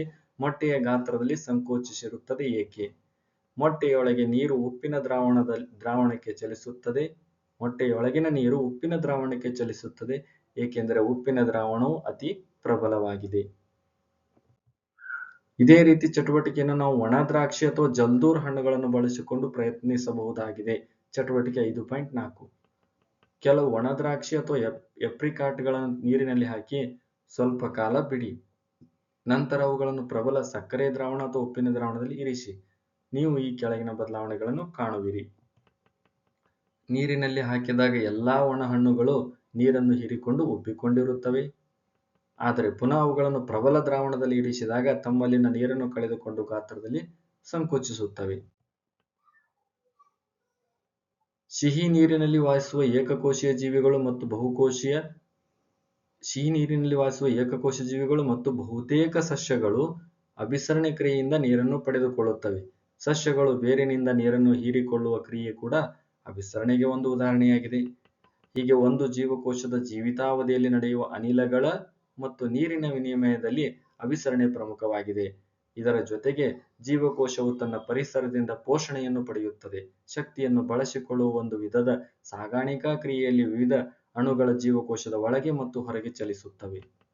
ಕೋಶಪೊರೆಯು ನಮ್ಯವಾಗಿದ್ದು ಸಾವಯವ ಅಣುಗಳಾದ ಲಿಪಿಡ್ ಮತ್ತು ಪ್ರೋಟೀನ್ಗಳಿಂದ ಮಾಡಲ್ಪಟ್ಟಿದೆ. ಆದರೂ ಎಲೆಕ್ಟ್ರಾನ್ ಸೂಕ್ಷ್ಮದರ್ಶಕದ ಸಹಾಯದಿಂದ ಮಾತ್ರ ನಾವು ಕೋಶಪೊರೆಯ ರಚನೆಯನ್ನು ವೀಕ್ಷಿಸಬಹುದು. ಕೋಶಪೊರೆಯು ನಮ್ಯತೆಯಿಂದಾಗಿ ಜೀವಕೋಶವು ತನ್ನ ಹೊರಗಿನ ಪರಿಸರದಿಂದ ಆಹಾರ ಮತ್ತು ಇತರ ವಸ್ತುಗಳನ್ನು ತನ್ನೊಳಗೆ ತೆಗೆದುಕೊಳ್ಳಲು ಸಾಧ್ಯವಾಗಿದೆ. ಈ ಪ್ರಕ್ರಿಯೆಯನ್ನು ಎಂಡೋಸೈಟೋಸಿಸ್ ಎನ್ನುವರು. ಈ ವಿಧಾನದಿಂದ ಅಮೀಬಾವು ತನ್ನ ಆಹಾರವನ್ನು ಪಡೆಯುತ್ತದೆ. ಕೋಶಪೊರೆ ನಮ್ಯವಾಗಿದ್ದು ಜೀವಕೋಶ ತನ್ನ ಹೊರಗಿನ ಪರಿಸರದಿಂದ ಆಹಾರ ಮತ್ತು ಇತರ ವಸ್ತುಗಳನ್ನು ತನ್ನೊಳಗೆ ತೆಗೆದುಕೊಳ್ಳಲು ಸಾಧ್ಯವಿದೆ. ಈ ಪ್ರಕ್ರಿಯೆಗೆ ನಾವು ಎಂಡೋಸೈಟೋಸಿಸ್ ಎನ್ನುವರು. ಈ ವಿಧಾನದಿಂದ ಅಮೀಬಾ ತನ್ನ ಆಹಾರವನ್ನು ಪಡೆಯುತ್ತದೆ. ಕೋಶಭಿತ್ತಿ. ಸಸ್ಯ ಜೀವಕೋಶಗಳು ಕೋಶಪೊರೆಯ ಜೊತೆಗೆ ಗಡುಸಾದ ಒಂದು ಹೊರಪದರವನ್ನು ಹೊಂದಿದೆ. ಇದಕ್ಕೆ ನಾವು ಕೋಶಭಿತ್ತಿ ಎಂದು ಕರೆಯುತ್ತೇವೆ. ಕೋಶಭಿತ್ತಿಯು ಕೋಶಪೊರೆಯ ಹೊರಭಾಗದಲ್ಲಿದೆ. ಸಸ್ಯಗಳು ಕೋಶಭಿತ್ತಿಯ ಪ್ರಮುಖವಾಗಿ ಸೆಲ್ಯುಲೋಸ್ ಎಂಬ ವಸ್ತುವಿನಿಂದಾಗಿದೆ. ಸೆಲ್ಯುಲೋಸ್ ಒಂದು ಸಂಕೀರ್ಣ ವಸ್ತುವಾಗಿದ್ದು ಸಸ್ಯಕ್ಕೆ ಆಧಾರ ಮತ್ತು ದೃಢತೆಯನ್ನು ಕೊಡುತ್ತದೆ. ಒಂದು ಸಸ್ಯದ ಜೀವಂತ ಜೀವಕೋಶವು ಅಭಿಸರಣೆ ಕ್ರಿಯೆಯಿಂದಾಗಿ ನೀರಿನಂಶವನ್ನು ಕಳೆದುಕೊಂಡಾಗ ಅದರ ಘಟಕಗಳು ಸಂಕುಚಿಸಿ ಕೋಶಭಿತ್ತಿಯಿಂದ ದೂರ ಸರಿಯುತ್ತದೆ. ಈ ವಿದ್ಯಮಾನವನ್ನು ನಾವು ಜೀವದ್ರವ್ಯ ಆಕುಂಚನ ಎನ್ನುವರು. ಒಂದು ಸಸ್ಯದ ಜೀವಂತ ಜೀವಕೋಶವು ಅಭಿಸರಣೆ ಕ್ರಿಯೆಯಿಂದ ನೀರಿನಂಶ ಕಳೆದುಕೊಂಡಾಗ ಅದರ ಘಟಕಗಳು ಸಂಕುಚಿಸಿ ಕೋಶಭಿತ್ತಿಯಿಂದ ದೂರ ಸರಿಯುತ್ತದೆ. ಈ ವಿದ್ಯಮಾನಕ್ಕೆ ನಾವು ಜೀವದ್ರವ್ಯ ಆಕುಂಚನ ಎಂದು ಕರೆಯುತ್ತೇವೆ. ಚಟುವಟಿಕೆ 5.6 ರಿಯೋ ಸಸ್ಯದ ಎಲೆಗಳನ್ನು ತೆಳುವಾದ ಪೊರೆಯ ಸ್ಲೈಡ್ ಅನ್ನು ತಯಾರಿಸಿ ಒಂದು ಸಂಕೀರ್ಣ ಸೂಕ್ಷ್ಮದರ್ಶಕ ಅಧಿಕ ಸಾಮರ್ಥ್ಯದ ಮುಸುರವನ್ನು ಪರೀಕ್ಷಿಸಿ. ಅಲ್ಲಿ ಸಣ್ಣ ಹಸಿರು ಹರಳುಗಳನ್ನು ಗಮನಿಸಿ. ಅವುಗಳಿಗೆ ನಾವು ಕ್ಲೋರೋಪ್ಲಾಸ್ಟ್ ಎಂದು ಕರೆಯುವರು. ಅವು ಹಸಿರು ಬಣ್ಣದ ವಸ್ತುವನ್ನು ಹೊಂದಿರುತ್ತವೆ. ಇವನ್ನು ಪತ್ರಹರಿತ್ತು ಎನ್ನುವರು. ಸ್ಲೈಡ್ನ ಮೇಲೆ ಆರೋಹಿಸಿದ ಎಲೆಯ ಮೇಲೆ ಸಕ್ಕರೆ ಅಥವಾ ಉಪ್ಪಿನ ಪ್ರಬಲ ದ್ರಾವಣವನ್ನು ಹಾಕಿ 1 ನಿಮಿಷದವರೆಗೆ ಕಾಯಿರಿ. ನಂತರ ಸೂಕ್ಷ್ಮದರ್ಶಕದಲ್ಲಿ ವೀಕ್ಷಿಸಿದಾಗ ನಾವು ಏನನ್ನು ಗಮನಿಸುತ್ತೇವೆ ಎಂದು ನೋಡಿದಾಗ, ಕೆಲವು ರಿಯೋ ಎಲೆಗಳನ್ನು ಕುದಿಯುವ ನೀರಿನಲ್ಲಿ ಕೆಲವು ನಿಮಿಷಗಳವರೆಗೆ ಇಡಿ. ಇದು ಜೀವಕೋಶಗಳನ್ನು ಕೊಲ್ಲುತ್ತದೆ. ನಂತರ ಒಂದು ಎಲೆಯನ್ನು ಸ್ಲೈಡ್ನ ಮೇಲಿಟ್ಟು ಸೂಕ್ಷ್ಮದರ್ಶಕದಡಿ ವೀಕ್ಷಿಸಿದಾಗ ಸ್ಲೈಡ್ನ ಮೇಲಿರಿಸಿದ ಎಲೆಯ ಮೇಲೆ ಸಕ್ಕರೆ ಅಥವಾ ಉಪ್ಪಿನ ಪ್ರಬಲ ದ್ರಾವಣವನ್ನು ಹಾಕಿದಾಗ 1 ನಿಮಿಷದವರೆಗೆ ಕಾಯಿರಿ. ನಂತರ ಸೂಕ್ಷ್ಮದರ್ಶಕದಡಿಯಲ್ಲಿ ಪುನಃ ವೀಕ್ಷಿಸಿ. ನಾವು ಏನನ್ನು ಕಾಣುತ್ತೇವೆ? ಈಗ ಜೀವದ್ರವ್ಯ ಆಕುಂಚನ ಕ್ರಿಯೆ ನಡೆದಿದೆಯೇ? ಈ ಚಟುವಟಿಕೆಯಿಂದ ನಾವು ಯಾವ ನಿರ್ಣಯಕ್ಕೆ ಬರಬಹುದು? ಮೃತ ಕೋಶಗಳಲ್ಲ, ಕೇವಲ ಜೀವಂತ ಕೋಶಗಳು ಮಾತ್ರ ಅಭಿಸರಣ ಕ್ರಿಯೆಯಿಂದ ನೀರನ್ನು ಹೀರಿಕೊಳ್ಳಬಲ್ಲವು ಎಂದು ಇದರಿಂದ ತಿಳಿದು ಬರುತ್ತವೆ. ಮೃತ ಕೋಶಗಳಲ್ಲ, ಕೇವಲ ಜೀವಂತ ಕೋಶಗಳು ಮಾತ್ರ ಅಭಿಸರಣ ಕ್ರಿಯೆಯಿಂದ ನೀರನ್ನು ಹೀರಿಕೊಳ್ಳಬಲ್ಲವು ಎಂದು ಇದರಿಂದ ನಮಗೆ ತಿಳಿದು ಬರುತ್ತದೆ. ಸಸ್ಯಗಳು, ಶಿಲೀಂಧ್ರಗಳು ಮತ್ತು ಬ್ಯಾಕ್ಟೀರಿಯಾಗಳು ಕೋಶ ಭಿತ್ತಿಯು ಅತಿ ಕಡಿಮೆ ಸಾರತೆ ಇರುವ ದ್ರವ ಮಾಧ್ಯಮದಲ್ಲಿ ಛಿದ್ರವಾಗದೆ ಉಳಿಯಬಲ್ಲವು. ಅಂತಹ ಮಾಧ್ಯಮದಲ್ಲಿ ಜೀವಕೋಶಗಳು ಅಭಿಸರಣೆ ಕ್ರಿಯೆಯಿಂದ ನೀರನ್ನು ಹೀರಿಕೊಳ್ಳುವ ಒಲವು ತೋರುತ್ತವೆ. ಕೋಶ ಭಿತ್ತಿಯಿಂದ ಏರ್ಪಡುವ ಒತ್ತಡವು ವಿರೋಧಿಸಿ ಜೀವಕೋಶಗಳು ಉಬ್ಬುತ್ತವೆ. ಉಬ್ಬಿದ ಕೋಶಗಳ ವಿರುದ್ಧ ಸಮನಾದ ಒತ್ತಡವನ್ನು ಕೋಶ ಭಿತ್ತಿ ಹೇರುತ್ತದೆ. ಪ್ರಾಣಿ ಜೀವಕೋಶಗಳಿಗೆ ಹೋಲಿಸಿದರೆ ಕೋಶ ಭಿತ್ತಿಯಿಂದಾಗಿ ಇಂಥ ಜೀವಕೋಶಗಳು ತಮ್ಮ ಸುತ್ತಲಿನ ಮಾಧ್ಯಮದಲ್ಲಿ ಉಂಟಾಗುವ ಅತಿ ಹೆಚ್ಚಿನ ಬದಲಾವಣೆಗಳನ್ನು ತಡೆದುಕೊಳ್ಳಬಲ್ಲವು. ನ್ಯೂಕ್ಲಿಯಸ್, ಕೋಶ ಕೇಂದ್ರ. ನಾವು ತಯಾರಿಸಿದ ಈರುಳ್ಳಿ ಪೊರೆಯ ತಾತ್ಕಾಲಿಕ ಸ್ಲೈಡ್ ಅನ್ನು ನೆನಪಿಸಿಕೊಳ್ಳಿ. ನಾವು ಈರುಳ್ಳಿ ಪೊರೆಯ ಮೇಲೆ ಅಯೋಡಿನ್ ದ್ರಾವಣವನ್ನು ಹಾಕಿದ್ದೇವೆ. ಏಕೆ? ಅಯೋಡಿನ್ ದ್ರಾವಣ ಹಾಕದೇ ಈರುಳ್ಳಿ ಪೊರೆಯ ಸ್ಲೈಡ್ ಅನ್ನು ವೀಕ್ಷಿಸಲು ಪ್ರಯತ್ನಿಸಿದರೆ ನಮಗೆ ಏನು ಕಂಡು ಬರುತ್ತವೆ? ಪ್ರಯತ್ನಿಸಿ ಮತ್ತು ವ್ಯತ್ಯಾಸವನ್ನು ಗಮನಿಸಿ. ನಾವು ಈರುಳ್ಳಿ ಪೊರೆಯ ಮೇಲೆ ಅಯೋಡಿನ್ ದ್ರಾವಣ ಹಾಕಿದಾಗ ಪ್ರತಿಯೊಂದು ಜೀವಕೋಶವು ಸಮನಾಗಿ ಬಣ್ಣವನ್ನು ಪಡೆಯುತ್ತದೆಯೇ? ಅವುಗಳ ರಾಸಾಯನಿಕ ಸಂಯೋಜನೆಗಳಿಗನುಗುಣವಾಗಿ ಜೀವಕೋಶದ ವಿವಿಧ ಭಾಗಗಳು ವಿಭಿನ್ನವಾಗಿ ಬಣ್ಣವನ್ನು ಪಡೆಯುತ್ತವೆ. ಜೀವಕೋಶದ ಕೆಲವು ಭಾಗಗಳು ಇತರ ಭಾಗಗಳಿಂದ ದಟ್ಟವಾಗಿ ಕಾಣಬಹುದು. ಅಯೋಡಿನ್ ದ್ರಾವಣದ ಬದಲಿಗೆ ನಾವು ಶಾಫ್ರನಿನ್ ದ್ರಾವಣ ಅಥವಾ ಮೆಥಿಲಿನ್ ಬ್ಲೂ ದ್ರಾವಣವನ್ನು ಸಹ ಜೀವಕೋಶಕ್ಕೆ ಬಣ್ಣ ಹಾಕಲು ಬಳಸಬಹುದು. ಚಟುವಟಿಕೆ 5.7 ನಾವು ಈ ಹಿಂದೆ ಈರುಳ್ಳಿಯ ಜೀವಕೋಶಗಳನ್ನು ವೀಕ್ಷಿಸಿದ್ದೇವೆ. ಈಗ ನಾವು ನಮ್ಮದೇ ದೇಹದ ಜೀವಕೋಶವನ್ನು ಅಭ್ಯಾಸ ಮಾಡೋಣ. ಒಂದು ಗಾಜಿನ ಸ್ಲೈಡ್ ಅನ್ನು ತೆಗೆದುಕೊಂಡು ಅದರ ಮೇಲೆ ಒಂದು ಹನಿ ನೀರನ್ನು ಹಾಕಿ ಒಂದು ಐಸ್ ಕ್ರೀಮ್ ಚಮಚವನ್ನು ಬಳಸಿಕೊಂಡು ಕೆನ್ನೆಯ ಒಳಭಾಗವನ್ನು ಮೃದುವಾಗಿ ಕೆರೆದು ತೆಗೆಯಿರಿ. ಚಮಚೆಯಲ್ಲಿ ಯಾವುದಾದರೂ ಪದಾರ್ಥ ಅಂಟಿಕೊಂಡಿದೆಯೇ? ಒಂದು ಸೂಜಿಯ ಸಹಾಯದಿಂದ ಈ ಪದಾರ್ಥವನ್ನು ಮೊದಲೇ ಸಿದ್ಧಪಡಿಸಿಟ್ಟುಕೊಂಡಿದ್ದ ಗಾಜಿನ ಸ್ಲೈಡ್ಗೆ ವರ್ಗಾಯಿಸಿ ಸಮನಾಗಿ ಹರಡಿ. ಈ ಪದಾರ್ಥಕ್ಕೆ ಬಣ್ಣ ನೀಡಲು ಮೆಥಿಲಿನ್ ಬ್ಲೂ ಒಂದು ಹನಿ ಸೇರಿಸಿ. ಈಗ ಪದಾರ್ಥವನ್ನು ಸೂಕ್ಷ್ಮದರ್ಶಕದಲ್ಲಿ ವೀಕ್ಷಿಸಲು ಸಿದ್ಧವಾಯಿತು. ಇದರ ಮೇಲೆ ಕವರ್ ಸ್ಲಿಪ್ ಹಾಕಲು ಮರೆಯಬೇಡಿ. ನಾವು ಏನನ್ನು ಗಮನಿಸುತ್ತೇವೆ? ನಾವು ನೋಡುವ ಜೀವಕೋಶಗಳ ಆಕಾರ ಯಾವುದು? ಒಂದು ಬಿಳಿಯ ಹಾಳೆಯ ಮೇಲೆ ಚಿತ್ರಿಸಿ. ಪ್ರತಿ ಜೀವಕೋಶದ ಮಧ್ಯಭಾಗದಲ್ಲಿ ದಟ್ಟವಾದ ಬಣ್ಣದ ದುಂಡಾದ ಅಥವಾ ಅಂಡಾಕಾರದ ಚುಕ್ಕೆಯಂಥ ರಚನೆಗಳು ಕಂಡುಬರುತ್ತವೆಯೇ? ಈ ರಚನೆಯನ್ನು ನಾವು ನ್ಯೂಕ್ಲಿಯಸ್ ಅಥವಾ ಕೋಶ ಕೇಂದ್ರ ಎಂದು ಕರೆಯುತ್ತೇವೆ. ಈರುಳ್ಳಿ ಪೊರೆಯ ಜೀವಕೋಶಗಳಲ್ಲೂ ಈ ರೀತಿಯ ರಚನೆಗಳು ಕಂಡು ಬಂದಿದ್ದವೆ. ಹೌದು, ಕಂಡು ಬಂದಿದ್ದವು. ಇದು ಸಸ್ಯ ಜೀವಕೋಶ ಮತ್ತು ಪ್ರಾಣಿ ಜೀವಕೋಶದ ಚಿತ್ರವಾಗಿದೆ. ಕೋಶ ಕೇಂದ್ರ ನ್ಯೂಕ್ಲಿಯಸ್ನ ರಚನೆಯನ್ನು ನೋಡುವುದಾದ್ರೆ ಇದು ಕೋಶ ಕೇಂದ್ರ ರಚನೆ. ನ್ಯೂಕ್ಲಿಯಸ್ ಕೋಶ ಕೇಂದ್ರ ಅಥವಾ ನ್ಯೂಕ್ಲಿಯಸ್ನ ರಚನೆ. ಇದರ ಕಾರ್ಯಗಳು ಜೀವಕೋಶದ ಎಲ್ಲಾ ಚಟುವಟಿಕೆಗಳನ್ನು ಸಂಯೋಜಿಸುತ್ತದೆ ಮತ್ತು ನಿಯಂತ್ರಿಸುತ್ತದೆ. ಆದ್ದರಿಂದ ಇದನ್ನು ಜೀವಕೋಶದ ಕೇಂದ್ರ ಕಾರ್ಯಸ್ಥಾನ ಎಂದು ಕರೆಯುತ್ತೇವೆ. ಪ್ರತಿ ನ್ಯೂಕ್ಲಿಯಸ್ ಕೋಶ ಕೇಂದ್ರ ಪೊರೆಯು ಅಥವಾ ನ್ಯೂಕ್ಲಿಯರ್ ಮೆಂಬ್ರೇನ್ ಎಂಬ ಎರಡು ಪದರದ ಪೊರೆಯನ್ನು ಹೊಂದಿದೆ. ನ್ಯೂಕ್ಲಿಯರ್ ಮೆಂಬ್ರೇನ್ ಅಥವಾ ಪೊರೆ ಕೋಶ ಕೇಂದ್ರ ಪೊರೆ ರಂಧ್ರಗಳನ್ನು ಹೊಂದಿದ್ದು ಇದರ ಮೂಲಕ ವಸ್ತುಗಳನ್ನು ನ್ಯೂಕ್ಲಿಯಸ್ನ ಒಳಭಾಗದಿಂದ ಹೊರಭಾಗಕ್ಕೆ ಅಂದರೆ ಕೋಶ ದ್ರವ್ಯಕ್ಕೆ ವರ್ಗಾವಣೆಗೊಳ್ಳುತ್ತದೆ. ನ್ಯೂಕ್ಲಿಯಸ್ ಕ್ರೋಮೋಜೋಮ್ಗಳನ್ನು ಹೊಂದಿದೆ. ಕೋಶ ವಿಭಜನೆಯ ಸಮಯದಲ್ಲಿ ಮಾತ್ರ ಇವು ದಂಡಾಕಾರದ ರಚನೆಗಳಾಗಿ ಗೋಚರಿಸುತ್ತವೆ. ಕ್ರೋಮೋಜೋಮ್ಗಳು ತಂದೆ ತಾಯಿಗಳಿಂದ ಮುಂದಿನ ಪೀಳಿಗೆಗೆ ವರ್ಗಾವಣೆಗೊಳ್ಳುವ ಅನುವಂಶೀಯ ಗುಣಗಳನ್ನು ಅಂದರೆ DNA ಡಿಆಕ್ಸಿರೈಬೋನ್ಯೂಕ್ಲಿಕ್ ಆಮ್ಲ ಅಣುಗಳ ರೂಪದಲ್ಲಿ ಹೊಂದಿರುತ್ತವೆ. ಕ್ರೋಮೋಜೋಮ್ಗಳು DNA ಮತ್ತು ಪ್ರೋಟೀನ್ಗಳ ಸಂಯೋಜನೆಯಿಂದ ಉಂಟಾಗಿವೆ. ಜೀವಕೋಶದ ನಿರ್ಮಾಣ ಮತ್ತು ಸಂಘಟಿಸುವಿಕೆಗೆ ಬೇಕಾದ ಮಾಹಿತಿಯನ್ನು DNA ಅಣುಗಳು ಹೊಂದಿರುತ್ತವೆ. DNA ಅಣುವಿನ ಕ್ರಿಯಾಶೀಲ ಭಾಗಗಳನ್ನು ಜೀನ್ಗಳು ಎನ್ನುವರು. ವಿಭಜನೆಯ ಸ್ಥಿತಿಯಲ್ಲಿರದ ಜೀವಕೋಶದಲ್ಲಿ ಈ DNA ಕ್ರೊಮ್ಯಾಟಿನ್ ವಸ್ತುವಿನ ಭಾಗವಾಗಿರುತ್ತದೆ. ಕ್ರೊಮ್ಯಾಟಿನ್ ವಸ್ತುವು ಪರಸ್ಪರ ಹೆಣೆದುಕೊಂಡಿರುವ ದಾರದ ಎಳೆಗಳು ರಚನೆಯಂತೆ ಕಾಣುತ್ತದೆ. ಜೀವಕೋಶ ವಿಭಜನೆಯ ಸಂದರ್ಭದಲ್ಲಿ ಕ್ರೊಮ್ಯಾಟಿನ್ ವಸ್ತುವು ಕ್ರೋಮೋಜೋಮ್ಗಳಾಗಿ ಪರಿವರ್ತನೆ ಹೊಂದುತ್ತವೆ. ಜೀವಕೋಶದ ಪ್ರಜನನ ಕ್ರಿಯೆ ಅಂದರೆ ಒಂದು ಪ್ರೌಢ ಜೀವಕೋಶ ವಿಭಜನೆ ಹೊಂದಿ ಎರಡು ಹೊಸ ಜೀವಕೋಶಗಳ ಆಗುವ ಪ್ರಕ್ರಿಯೆಯಲ್ಲಿ ನ್ಯೂಕ್ಲಿಯಸ್ ಪ್ರಧಾನ ಪಾತ್ರ ವಹಿಸುತ್ತದೆ. ಅಲ್ಲದೆ ಪರಿಸರದೊಂದಿಗೆ ಸೇರಿ ಜೀವಕೋಶದ ರಾಸಾಯನಿಕ ಚಟುವಟಿಕೆಗಳನ್ನು ನಿರ್ದೇಶಿಸುವ ಮೂಲಕ ಜೀವಕೋಶದ ಬೆಳವಣಿಗೆಯ ಹಂತ ಮತ್ತು ಪ್ರೌಢಾವಸ್ಥೆಯಲ್ಲಿ ಜೀವಕೋಶವು ಯಾವ ರೂಪವನ್ನು ಪ್ರದರ್ಶಿಸಬೇಕು ಎನ್ನುವುದರ ಬಗ್ಗೆ ನಿರ್ಣಾಯಕ ಪಾತ್ರ ವಹಿಸುತ್ತದೆ. ಬ್ಯಾಕ್ಟೀರಿಯಾಗಳಂಥ ಕೆಲವು ಜೀವಿಗಳಲ್ಲಿ ನ್ಯೂಕ್ಲಿಯಸ್ ಭಾಗವು ನ್ಯೂಕ್ಲಿಯರ್ ಮೆಂಬ್ರೇನ್ ಇಲ್ಲದೆ ಅಪೂರ್ಣವಾಗಿರುತ್ತವೆ. ಕೇವಲ ನ್ಯೂಕ್ಲಿಕ್ ಆಮ್ಲ ಮಾತ್ರ ಇರುವ ಇಂಥ ಅಸ್ಪಷ್ಟ ನ್ಯೂಕ್ಲಿಯರ್ ಪ್ರದೇಶವನ್ನು ನ್ಯೂಕ್ಲಿಯಾಯ್ಡ್ ಎಂದು ಕರೆಯುವರು. ನ್ಯೂಕ್ಲಿಯರ್ ಮೆಂಬ್ರೇನ್ ಇಲ್ಲದ ಜೀವಕೋಶವನ್ನು ಹೊಂದಿರುವ ಇಂಥ ಜೀವಿಗಳಿಗೆ ನಾವು ಪ್ರೊಕ್ಯಾರಿಯೋಟಿಕ್ ಎಂದು ಕರೆಯುತ್ತೇವೆ. ಪ್ರಾಚೀನ ಅಥವಾ ಪ್ರಥಮಾವಸ್ಥೆ ನ್ಯೂಕ್ಲಿಯರ್ ಮೆಂಬ್ರೇನ್ ಇರುವ ಜೀವಕೋಶವನ್ನು ಹೊಂದಿರುವ ಜೀವಿಗಳಿಗೆ ಯೂಕ್ಯಾರಿಯೋಟ್ಗಳು ಎಂದು ಕರೆಯುತ್ತೇವೆ. ಯೂಕ್ಯಾರಿಯೋಟಿಕ್ ಜೀವಕೋಶಗಳ ಕೋಶ ದ್ರವ್ಯದಲ್ಲಿ ಕಂಡುಬರುವ ಬಹುತೇಕ ಕಣದಂಗಗಳು ಪ್ರೊಕ್ಯಾರಿಯೋಟಿಕ್ ಜೀವಕೋಶಗಳಲ್ಲಿ ಇರುವುದಿಲ್ಲ. ಈ ಕಣದಂಗಗಳಿಗೆ ಆಗಬೇಕಿದ್ದ ಬಹಳಷ್ಟು ಕಾರ್ಯಗಳು ಸೈಟೋಪ್ಲಾಸಂನ ದುರ್ಬಲವಾಗಿ ಬೆಳವಣಿಗೆ ಹೊಂದಿದ ಭಾಗಗಳಿಂದ ನಿರ್ವಹಿಸಲ್ಪಡುತ್ತದೆ.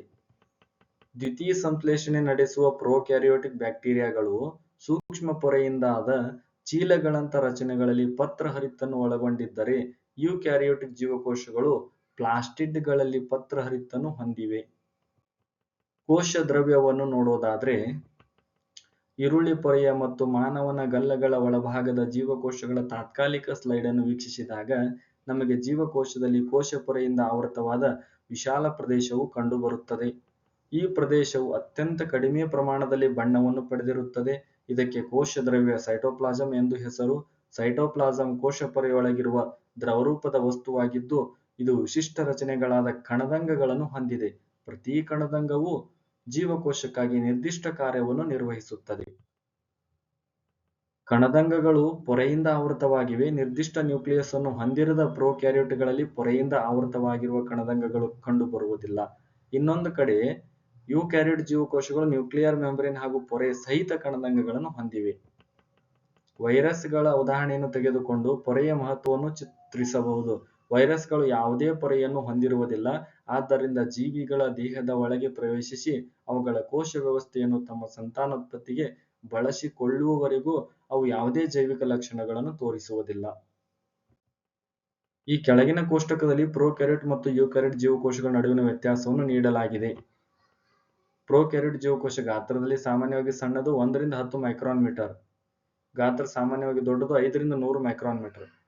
ನ್ಯೂಕ್ಲಿಯರ್ ಪ್ರದೇಶ ನಿರ್ದಿಷ್ಟವಾಗಿಲ್ಲ ಮತ್ತು ನ್ಯೂಕ್ಲಿಯರ್ ಮೆಂಬ್ರೇನ್ ನಿಂದ ಆವೃತವಾಗಿಲ್ಲ, ಆದ್ದರಿಂದ ಇವುಗಳಿಗೆ ಪ್ರೊಕ್ಯಾರಿಯೋಟ್ ಎಂದು ಕರೆಯುತ್ತೇವೆ. ನ್ಯೂಕ್ಲಿಯರ್ ಪ್ರದೇಶ ನಿರ್ದಿಷ್ಟವಾಗಿದೆ ಮತ್ತು ನ್ಯೂಕ್ಲಿಯರ್ ಮೆಂಬ್ರೇನ್ ನಿಂದ ಆವೃತವಾಗಿದೆ. ಒಂದೇ ಕ್ರೋಮೋಸೋಮ್ ಹೊಂದಿದೆ ಪ್ರೊಕ್ಯಾರಿಯೋಟ್, ಒಂದಕ್ಕಿಂತ ಹೆಚ್ಚು ಕ್ರೋಮೋಸೋಮ್ ಹೊಂದಿವೆ ಯೂಕ್ಯಾರಿಯೋಟ್. ಪೊರೆಯ ಸಹಿತ ಕಣದಂಗಗಳು ಕಂಡುಬರುವುದಿಲ್ಲ ಪ್ರೊಕ್ಯಾರಿಯೋಟ್ ಜೀವಕೋಶದಲ್ಲಿ, ಪೊರೆಯ ಸಹಿತ ಕಣದಂಗಗಳು ಕಂಡುಬರುತ್ತವೆ ಯೂಕ್ಯಾರಿಯೋಟ್ ಜೀವಕೋಶದಲ್ಲಿ. ಕಣದಂಗಗಳು ಜೀವಕೋಶದ ಒಳಗಿನ ಭಾಗಗಳು ಹೊರಗಿನ ಪರಿಸರದಿಂದ ಬೇರ್ಪಡಿಸಲು ಪ್ರತಿ ಜೀವಕೋಶವು ಪೊರೆಯಿಂದ ಆವೃತವಾಗಿದೆ. ಬಹುಕೋಶೀಯ ಜೀವಿಗಳು ಜೀವಕೋಶಗಳನ್ನು ಒಳಗೊಂಡಂತೆ ದೊಡ್ಡದಾದ ಮತ್ತು ಸಂಕೀರ್ಣ ಜೀವಕೋಶಗಳಲ್ಲಿ ತಮ್ಮ ಸಂಕೀರ್ಣ ರಚನೆ ಮತ್ತು ಕಾರ್ಯಗಳನ್ನು ನಿರ್ವಹಿಸಲು ಬಹಳಷ್ಟು ರಾಸಾಯನಿಕ ಚಟುವಟಿಕೆಗಳ ಅಗತ್ಯವಿದೆ. ಈ ರೀತಿಯ ವಿಭಿನ್ನ ರಾಸಾಯನಿಕ ಚಟುವಟಿಕೆಗಳನ್ನು ನಿರ್ವಹಿಸಲು ಜೀವಕೋಶಗಳು ಪೊರೆ ಸಹಿತ ಸಣ್ಣ ರಚನೆಗಳನ್ನು ಅಥವಾ ಕಣದಂಗಗಳನ್ನು ಹೊಂದಿವೆ. ಇದು ಯೂಕ್ಯಾರಿಯೋಟ್ ಜೀವಕೋಶಗಳಲ್ಲಿ ಕಂಡುಬರುವ ಒಂದು ವಿಶಿಷ್ಟ ಲಕ್ಷಣವಾಗಿದ್ದು, ಇದು ಅವುಗಳನ್ನು ಪ್ರೊಕ್ಯಾರಿಯೋಟ್ಗಳಿಂದ ಪ್ರತ್ಯೇಕಿಸುತ್ತದೆ. ಇಂಥ ಕೆಲವು ಕಣದಂಗಗಳನ್ನು ಎಲೆಕ್ಟ್ರಾನ್ ಸೂಕ್ಷ್ಮದರ್ಶಕದ ಮೂಲಕ ಮಾತ್ರ ನಾವು ನೋಡಬಹುದು. ನಾವು ನ್ಯೂಕ್ಲಿಯಸ್ನ ಬಗ್ಗೆ ಈ ಹಿಂದಿನ ಭಾಗದಲ್ಲಿ ಚರ್ಚಿಸಿದ್ದೇವೆ. ಈಗ ನಾವು ಚರ್ಚಿಸುವ ಕೆಲವು ಮುಖ್ಯ ಕಣದಂಗಗಳೆಂದರೆ ಎಂಡೋಪ್ಲಾಸ್ಮಿಕ್ ರೆಟಿಕ್ಯುಲಮ್, ಗಾಲ್ಗಿ ಸಂಕೀರ್ಣ, ಲೈಸೋಜೋಮ್ಗಳು, ಮೈಟೊಕಾಂಡ್ರಿಯಾ, ಪ್ಲಾಸ್ಟಿಡ್ಗಳು ಮತ್ತು ರಸದಾನಿಗಳು. ಈ ಕಣದಂಗಗಳು ಕೋಶದ ಕೆಲವು ನಿರ್ಣಾಯಕ ಕಾರ್ಯಗಳನ್ನು ನಿರ್ವಹಿಸುವುದರಿಂದ ಇವು ಪ್ರಮುಖವಾಗಿವೆ. ಎಂಡೋಪ್ಲಾಸ್ಮಿಕ್ ರೆಟಿಕ್ಯುಲಮ್ ಇದು ಎಂಡೋಪ್ಲಾಸ್ಮಿಕ್ ರೆಟಿಕ್ಯುಲಮ್ನ ಚಿತ್ರವಾಗಿದೆ. ಇದರ ಕಾರ್ಯ ವಿವಿಧ ವಸ್ತುಗಳನ್ನು ಕೋಶದಿಂದ ಒಂದು ಭಾಗದಿಂದ ಇನ್ನೊಂದು ಭಾಗಕ್ಕೆ ಮತ್ತು ಒಂದು ಕೋಶದಿಂದ ಇನ್ನೊಂದು ಕೋಶಕ್ಕೆ ಸಾಗಿಸುತ್ತದೆ. ಎಂಡೋಪ್ಲಾಸ್ಮಿಕ್ ರೆಟಿಕ್ಯುಲಮ್ ಒಂದು ಪೊರೆ ಸಹಿತ ಕೊಳವೆ ಹಾಗೂ ಹಾಳೆಗಳ ಆಕಾರದ ದೊಡ್ಡ ಜಾಲ. ಇದು ಉದ್ದನೆಯ ಕೊಳವೆಯಂತೆ ಅಥವಾ ದುಂಡಾದ ಅಥವಾ ಆಯತಾಕಾರದ ಚೀಲಗಳಂತೆ ಕಾಣುತ್ತವೆ. ಎಂಡೋಪ್ಲಾಸ್ಮಿಕ್ ರೆಟಿಕ್ಯುಲಮ್ ಆವರಿಸಿದ ಪೊರೆಯ ರಚನೆಯು ಕೋಶ ಪೊರೆಯಂತೆ ಇರುತ್ತದೆ. ಎಂಡೋಪ್ಲಾಸ್ಮಿಕ್ ರೆಟಿಕ್ಯುಲಮ್ನಲ್ಲಿ ಎರಡು ವಿಧ, ಒಂದು ಒರಟು endoplasmic reticulum rough endoplasmic reticulum ಮತ್ತು ನಯವಾದ endoplasmic reticulum smooth endoplasmic reticulum. ಒರಟು ಎಂಡೋಪ್ಲಾಸ್ಮಿಕ್ ರೆಟಿಕ್ಯುಲಮ್ನ ಮೇಲ್ಮೈ ಮೇಲೆ ರೈಬೋಸೋಮ್ ಕಣಗಳು ಅಂಟಿಕೊಂಡಿರುವುದರಿಂದ ಸೂಕ್ಷ್ಮದರ್ಶಕದ ಮೂಲಕ ನೋಡಿದಾಗ ಅವು ಒರಟಾಗಿ ಕಾಣುತ್ತವೆ. ರೈಬೋಸೋಮ್ಗಳು ಎಲ್ಲಾ ಕ್ರಿಯಾಶೀಲ ಜೀವಕೋಶಗಳಲ್ಲಿದ್ದು ಪ್ರೋಟೀನ್ ಉತ್ಪಾದನೆಯ ಸ್ಥಳಗಳಾಗಿವೆ. ಹೀಗೆ ಉತ್ಪತ್ತಿಯಾದ ಪ್ರೋಟೀನ್ ಅನ್ನು ಅವಶ್ಯಕತೆ ಇರುವ ಜೀವಕೋಶಗಳಿಗೆ ಎಂಡೋಪ್ಲಾಸ್ಮಿಕ್ ರೆಟಿಕ್ಯುಲಮ್ ಮೂಲಕ ಕಳುಹಿಸಲಾಗುತ್ತದೆ. ಮೃದು ಎಂಡೋಪ್ಲಾಸ್ಮಿಕ್ ರೆಟಿಕ್ಯುಲಮ್ ಜೀವಕೋಶದ ಚಟುವಟಿಕೆಗಳಿಗೆ ಅತ್ಯವಶ್ಯಕವಾದ ಬೇಕಾದ ಕೊಬ್ಬಿನ ಅಥವಾ ಲಿಪಿಡ್ನ ಕಣಗಳನ್ನು ಉತ್ಪಾದಿಸಲು ಸಹಾಯ ಮಾಡುತ್ತದೆ. ಇವುಗಳಲ್ಲಿ ಕೆಲವು ಪ್ರೋಟೀನ್ ಮತ್ತು ಲಿಪಿಡ್ಗಳು ಕೋಶಪೊರೆಯ ನಿರ್ಮಾಣದಲ್ಲಿ ನೆರವಾಗುತ್ತವೆ. ಈ ಪ್ರಕ್ರಿಯೆಯನ್ನು ಮೆಂಬ್ರೇನ್ ಬಯೋಜೆನಾಸಿಸ್ ಎಂದು ಕರೆಯುತ್ತಾರೆ. ಇನ್ನು ಕೆಲವು ಪ್ರೋಟೀನ್ ಮತ್ತು ಲಿಪಿಡ್ಗಳು ಕಿಣ್ವಗಳಂತೆ ಮತ್ತು ಹಾರ್ಮೋನ್ಗಳಂತೆ ಕಾರ್ಯನಿರ್ವಹಿಸುತ್ತವೆ. ವಿವಿಧ ಜೀವಕೋಶಗಳಲ್ಲಿ ಎಂಡೋಪ್ಲಾಸ್ಮಿಕ್ ರೆಟಿಕ್ಯುಲಮ್ನ ವಿಭಿನ್ನವಾಗಿ ಕಂಡುಬಂದರೂ ಯಾವಾಗಲೂ ಒಂದು ಜಾಲ ವ್ಯವಸ್ಥೆಯನ್ನು ರೂಪಿಸುತ್ತದೆ. ಹೀಗೆ ಎಂಡೋಪ್ಲಾಸ್ಮಿಕ್ ರೆಟಿಕ್ಯುಲಮ್ನ ಒಂದು ಮುಖ್ಯ ಕಾರ್ಯವೆಂದರೆ ಕೋಶದ್ರವ್ಯದ ವಿವಿಧ ಭಾಗಗಳ ನಡುವೆ ಅಥವಾ ಕೋಶದ್ರವ್ಯ ಮತ್ತು ನ್ಯೂಕ್ಲಿಯಸ್ನ ನಡುವೆ ವಸ್ತುಗಳ, ಮುಖ್ಯವಾಗಿ ಪ್ರೋಟೀನ್ಗಳ ಸಾಗಾಣಿಕೆಗೆ ಸಂಪರ್ಕ ಕಲ್ಪಿಸುವುದಾಗಿದೆ. ಎಂಡೋಪ್ಲಾಸ್ಮಿಕ್ ರೆಟಿಕ್ಯುಲಮ್ನ ಇನ್ನೊಂದು ಕಾರ್ಯವೆಂದರೆ ಕೋಶದ್ರವ್ಯಕ್ಕೆ ಆಧಾರ ಚೌಕಟ್ಟನ್ನು ನಿರ್ಮಿಸುವ ಮೂಲಕ ಕೋಶದಲ್ಲಿ ನಡೆಯುವ ಕೆಲವು ಜೀವರಾಸಾಯನಿಕ ಕ್ರಿಯೆಗಳಿಗೆ ಮೇಲ್ಮೈಯನ್ನು ಒದಗಿಸುತ್ತದೆ. ಕಶೇರುಕ ಪ್ರಾಣಿಗಳ ಯಕೃತ್ತಿನ ಜೀವಕೋಶಗಳಲ್ಲಿ ಕಂಡುಬರುವ ಮೃದುವಾದ ಎಂಡೋಪ್ಲಾಸ್ಮಿಕ್ ರೆಟಿಕ್ಯುಲಮ್ ಅನೇಕ ವಿಷವಸ್ತುಗಳು ಮತ್ತು ಔಷಧಗಳನ್ನು ನಂಜನ್ನು ನಿವಾರಿಸಿ ದುರ್ಬಲಗೊಳಿಸುವಲ್ಲಿ ನಿರ್ಣಾಯಕ ಪಾತ್ರ ವಹಿಸುತ್ತದೆ. ಗಾಲ್ಗಿ ಸಂಕೀರ್ಣ. ಇದರ ಕಾರ್ಯ ಕೋಶೀಯ ಚಟುವಟಿಕೆಗಳಿಗೆ ಅಗತ್ಯವಿರುವ ರಾಸಾಯನಿಕಗಳನ್ನು ಸ್ರವಿಸುತ್ತದೆ. ಗಾಲ್ಗಿ ಸಂಕೀರ್ಣದ ಬಗ್ಗೆ ಮೊದಲ ಬಾರಿಗೆ ವಿವರಣೆ ನೀಡಿದ ವಿಜ್ಞಾನಿ ಕ್ಯಾಮಿಲೊ ಗಾಲ್ಗಿ. ಗಾಲ್ಗಿ ಸಂಕೀರ್ಣವು ಪೊರೆಯಿಂದ ಆವೃತವಾದ ಚೀಲಗಳಂತೆ ಇದ್ದು ಸರಿಸುಮಾರು ಸಮಾಂತರವಾಗಿ ಬಣವೆಯಂತೆ ಜೋಡಿಸಲ್ಪಟ್ಟಿವೆ. ಇವುಗಳಿಗೆ ಸಿಸ್ಟರ್ನ್ಗಳು ಎನ್ನುವರು. ಗಾಲ್ಗಿ ಸಂಕೀರ್ಣದ ಪೊರೆಗಳು ಎಂಡೋಪ್ಲಾಸ್ಮಿಕ್ ರೆಟಿಕ್ಯುಲಮ್ ಪೊರೆಗಳೊಂದಿಗೆ ಸಂಪರ್ಕ ಹೊಂದಿದ್ದು ಸಂಕೀರ್ಣ ಕೋಶಪೊರೆ ವ್ಯವಸ್ಥೆಯ ಇನ್ನೊಂದು ಭಾಗವನ್ನು ನಿರ್ಮಿಸುತ್ತವೆ. ಎಂಡೋಪ್ಲಾಸ್ಮಿಕ್ ರೆಟಿಕ್ಯುಲಮ್ನ ಹತ್ತಿರ ಸಂಶ್ಲೇಷಿಸಲ್ಪಟ್ಟ ವಸ್ತುವನ್ನು ಪ್ಯಾಕ್ ಮಾಡಿ ಕೋಶದ ಒಳಭಾಗ ಮತ್ತು ಹೊರಭಾಗದ ಹಲವಾರು ಗುರಿ ಅಂಗಗಳಿಗೆ ಗಾಲ್ಗಿ ಸಂಕೀರ್ಣದ ಮೂಲಕ ರವಾನಿಸಲಾಗುತ್ತದೆ. ವಸ್ತುಗಳ ಸಂಗ್ರಹಣೆ, ಸುಧಾರಣೆ ಮತ್ತು ಪ್ಯಾಕ್ ಮಾಡುವಿಕೆ. ವಸ್ತುಗಳ ಸಂಗ್ರಹಣೆ, ಸುಧಾರಣೆ ಮತ್ತು ಪ್ಯಾಕ್ ಮಾಡುವಿಕೆ ಗಾಲ್ಗಿ ಸಂಕೀರ್ಣದ ಪ್ರಮುಖ ಕಾರ್ಯಗಳಾಗಿವೆ. ಕೆಲವು ಸಂದರ್ಭಗಳಲ್ಲಿ ಸರಳ ಸಕ್ಕರೆಯ ಅಣುಗಳಿಂದ ಸಂಕೀರ್ಣ ಸಕ್ಕರೆಯ ಅಣುಗಳು ಗಾಲ್ಗಿ ಸಂಕೀರ್ಣದಲ್ಲಿ ಉಂಟಾಗಬಹುದು. ಗಾಲ್ಗಿ ಸಂಕೀರ್ಣವು ಲೈಸೋಜೋಮ್ಗಳ ನಿರ್ಮಾಣದಲ್ಲೂ ಕೂಡ ಭಾಗವಹಿಸುತ್ತದೆ. ಲೈಸೋಜೋಮ್ಗಳು. ಇದು ಲೈಸೋಜೋಮ್ ಕೋಶದಲ್ಲಿ ಕಾರ್ಬನಿಕ್ ವಸ್ತುಗಳು ಜೀರ್ಣಿಸಲು ಸಹಾಯ ಮಾಡುತ್ತದೆ. ಇದು ಮುಪ್ಪಾದ ಅಥವಾ ಹಾನಿಗೊಳಗಾದ ತನ್ನದೇ ಜೀವಕೋಶವನ್ನು ನಾಶಪಡಿಸುತ್ತದೆ. ಆದ್ದರಿಂದ ಇದಕ್ಕೆ ನಾವು ಜೀವಕೋಶದ ಆತ್ಮಹತ್ಯಾ ಸಂಚಿ ಎಂದು ಕರೆಯುತ್ತೇವೆ. ಲೈಸೋಜೋಮ್ಗಳು ಜೀವಕೋಶದ ತ್ಯಾಜ್ಯ ವಿಲೇವಾರಿ ಮಾಡುವ ಒಂದು ವಿಧದ ವ್ಯವಸ್ಥೆ. ಲೈಸೋಜೋಮ್ಗಳು ಜೀವಕೋಶದಲ್ಲಿರಬಹುದಾದ ಪರಕೀಯ ವಸ್ತುಗಳನ್ನು ಮತ್ತು ಸವೆದ ಕಣದಂಗಗಳನ್ನು ಜೀರ್ಣಿಸಿ ಜೀವಕೋಶವನ್ನು ಸ್ವಚ್ಛವಾಗಿಡುತ್ತದೆ. ಬ್ಯಾಕ್ಟೀರಿಯಾ, ಆಹಾರದ ಕಣಗಳಂಥ ಪರಕೀಯ ವಸ್ತುಗಳು ಹಾಗೂ ವಯಸ್ಸಾದ ಕಣದಂಗಗಳ ಅಂತ್ಯವು ಲೈಸೋಜೋಮ್ನಲ್ಲಿ ಆಗುತ್ತದೆ. ಅಲ್ಲಿ ಅವುಗಳನ್ನು ಲೈಸೋಜೋಮ್ ಸಣ್ಣ ಸಣ್ಣ ಕಣಗಳಾಗಿ ವಿಭಜಿಸುತ್ತದೆ. ಲೈಸೋಜೋಮ್ಗಳು ಈ ಕಾರ್ಯವನ್ನು ನಿರ್ವಹಿಸಬಲ್ಲವು ಏಕೆಂದರೆ ಅವುಗಳಲ್ಲಿ ಪ್ರಬಲ ಜೀರ್ಣಕಾರ ಕಿಣ್ವಗಳಿದ್ದು ಅವು ಎಲ್ಲಾ ಸಾವಯವ ಪದಾರ್ಥಗಳನ್ನು ವಿಭಜಿಸುವ ಸಾಮರ್ಥ್ಯ ಹೊಂದಿವೆ. ಕೋಶೀಯ ಚಯಾಪಚಯ ಕ್ರಿಯೆಗೆ ತೊಂದರೆಯಾದ ಸಮಯದಲ್ಲಿ, ಉದಾಹರಣೆಗೆ ಜೀವಕೋಶವು ತೀವ್ರವಾಗಿ ಹಾನಿಗೊಳಗಾದ ಸಂದರ್ಭದಲ್ಲಿ, ಲೈಸೋಜೋಮ್ಗಳು ಒಡೆದು ಹೋಗಿ ಕಿಣ್ವಗಳು ತಮ್ಮದೇ ಕೋಶವನ್ನು ಜೀರ್ಣಿಸುತ್ತವೆ. ಆದ್ದರಿಂದ ಲೈಸೋಜೋಮ್ಗಳನ್ನು ಜೀವಕೋಶದ ಆತ್ಮಹತ್ಯಾ ಸಂಚಿಗಳು ಎಂದು ಕರೆಯುತ್ತಾರೆ. ರಚನೆಯ ಬಗ್ಗೆ ಹೇಳುವುದಾದರೆ ಲೈಸೋಜೋಮ್ಗಳು ಪೊರೆ ಸಹಿತ ಚೀಲದಂತಿರುವ ಕಣದಂಗವಾಗಿದ್ದು ಒಳಗೆ ಜೀರ್ಣಕಾರಕ ಕಿಣ್ವಗಳು ತುಂಬಿಕೊಂಡಿವೆ. ಈ ಕಿಣ್ವಗಳು ಒರಟು ಎಂಡೋಪ್ಲಾಸ್ಮಿಕ್ ರೆಟಿಕ್ಯುಲಮ್ನಿಂದ ಉತ್ಪತ್ತಿಯಾಗುತ್ತವೆ. ಮೈಟೋಕಾಂಡ್ರಿಯಾ.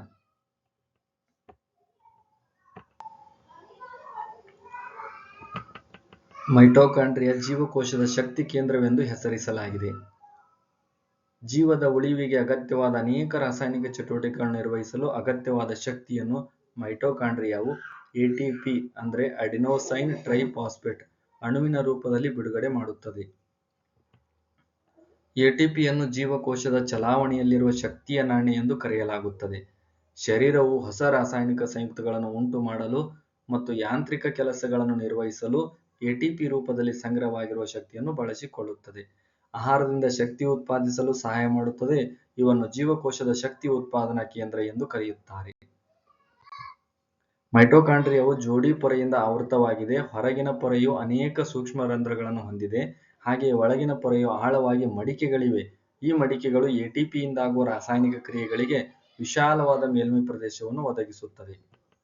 ಮೈಟೋಕಾಂಡ್ರಿಯಾಗಳು ತನ್ನದೇ ಆದ ಡಿಎನ್ಎ ಮತ್ತು ರೈಬೋಸೋಮ್ಗಳನ್ನು ಹೊಂದಿರುವುದರಿಂದ ಅವುಗಳನ್ನು ವಿಶಿಷ್ಟ ಕಣದಂಗಗಳು ಎಂದು ಕರೆಯುತ್ತಾರೆ. ಆದ್ದರಿಂದ ಮೈಟೊಕಾಂಡ್ರಿಯಾಗಳು ತಮ್ಮದೇ ಕೆಲವು ಪ್ರೋಟೀನ್ಗಳನ್ನು ಸಂಶ್ಲೇಷಣೆ ಮಾಡುತ್ತವೆ. ಪ್ಲಾಸ್ಟಿಡ್ಗಳು. ಯೂಕ್ಯಾರಿಯೋಟ್ ಜೀವಕೋಶವಿರುವ ಸಸ್ಯಗಳಲ್ಲಿ ಪ್ಲಾಸ್ಟಿಡ್ಗಳೆಂಬ ಮತ್ತೊಂದು ಬಗೆಯ ಕಣದಂಗ ಕಂಡುಬರುತ್ತದೆ. ವಿವಿಧ ರೀತಿಯ ಪ್ಲಾಸ್ಟಿಡ್ಗಳಲ್ಲಿ ಹಸಿರು ಬಣ್ಣದ ಕ್ಲೋರೋಪ್ಲಾಸ್ಟ್ಗಳು ಸಾಮಾನ್ಯವಾಗಿ ಕಂಡುಬರುತ್ತವೆ ಮತ್ತು ಅವು ದ್ವಿತೀಯ ಸಂಶ್ಲೇಷಣೆಗೆ ಸಹಾಯ ಮಾಡುತ್ತವೆ. ಪ್ಲಾಸ್ಟಿಡ್ಗಳು ಸಸ್ಯ ಜೀವಕೋಶದಲ್ಲಿ ಮಾತ್ರ ಕಂಡುಬರುತ್ತವೆ. ಈ ಪ್ಲಾಸ್ಟಿಡ್ಗಳಲ್ಲಿ ಎರಡು ವಿಧಗಳಿವೆ. ಒಂದು ಪ್ಲಾಸ್ಟಿಡ್ಗಳು ಅಂದರೆ ಬಣ್ಣದ ಪ್ಲಾಸ್ಟಿಡ್ಗಳು ಮತ್ತು ಲ್ಯೂಕೋಪ್ಲಾಸ್ಟ್ಗಳು ಬಿಳಿ ಅಥವಾ ಬಣ್ಣರಹಿತ ಪ್ಲಾಸ್ಟಿಡ್ಗಳು.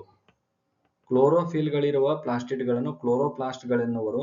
ಸಸ್ಯಗಳ ದ್ವಿತೀಯ ಸಂಶ್ಲೇಷಣೆ ಕ್ರಿಯೆಯಲ್ಲಿ ಕ್ಲೋರೋಪ್ಲಾಸ್ಟ್ನ ಪಾತ್ರ ಪ್ರಮುಖವಾಗಿದೆ. ಕ್ಲೋರೋಫಿಲ್ನ ಜೊತೆ ವಿವಿಧ ಹಳದಿ ಮತ್ತು ಕಿತ್ತಳೆ ಬಣ್ಣದ ವರ್ಣಕಗಳನ್ನು ಕ್ಲೋರೋಪ್ಲಾಸ್ಟ್ ಹೊಂದಿದೆ. ಲ್ಯೂಕೋಪ್ಲಾಸ್ಟ್ಗಳು ಪ್ರಾಥಮಿಕ ಕಣದಂಗಗಳಾಗಿದ್ದು ಅವುಗಳಲ್ಲಿ ಪಿಷ್ಟ, ತೈಲಹನಿ ಮತ್ತು ಪ್ರೋಟೀನ್ ಕಣಗಳು ಸಂಗ್ರಹಿತವಾಗಿವೆ. ಪ್ಲಾಸ್ಟಿಡ್ಗಳ ಒಳಗಿನ ರಚನೆಯು ಪೊರೆಗಳಿಂದ ಅಸಂಖ್ಯಾತ ಪದರಗಳನ್ನು ಹೊಂದಿದ್ದು ಸ್ಟ್ರೋಮಾ ಎಂದು ಕರೆಯಲ್ಪಡುವ ಮಾತೃಕೆಯಲ್ಲಿ ಹುದುಗಿವೆ. ಪ್ಲಾಸ್ಟಿಡ್ಗಳು ಹೊರ ರಚನೆಯಲ್ಲಿ ಮೈಟೊಕಾಂಡ್ರಿಯಾವನ್ನು ಹೋಲುತ್ತವೆ. ಮೈಟೊಕಾಂಡ್ರಿಯಾದಂತೆ ಪ್ಲಾಸ್ಟಿಡ್ಗಳು ಕೂಡ ತಮ್ಮದೇ ಆದ ಡಿಎನ್ಎ ಮತ್ತು ರೈಬೋಸೋಮ್ಗಳನ್ನು ಹೊಂದಿವೆ. ರಸದಾನಿಗಳು. ರಸದಾನಿಗಳು ಘನ ಅಥವಾ ದ್ರವ ವಸ್ತುಗಳ ಸಂಗ್ರಹಣಾ ಚೀಲಗಳು. ಪ್ರಾಣಿ ಜೀವಕೋಶದಲ್ಲಿ ಕಂಡುಬರುವ ರಸದಾನಿಗಳು ಗಾತ್ರದಲ್ಲಿ ಚಿಕ್ಕದಾಗಿರುತ್ತವೆ, ಆದರೆ ಸಸ್ಯ ಜೀವಕೋಶದಲ್ಲಿ ಅತಿ ದೊಡ್ಡ ರಸದಾನಿ ಕಂಡುಬರುತ್ತದೆ. ಕೆಲವು ಸಸ್ಯ ಜೀವಕೋಶದ ಕೇಂದ್ರ ಭಾಗದಲ್ಲಿರುವ ರಸದಾನಿಯು ಜೀವಕೋಶದ ಗಾತ್ರದ 50% ರಿಂದ 90% ಭಾಗವನ್ನು ಆಕ್ರಮಿಸಿಕೊಳ್ಳುತ್ತದೆ.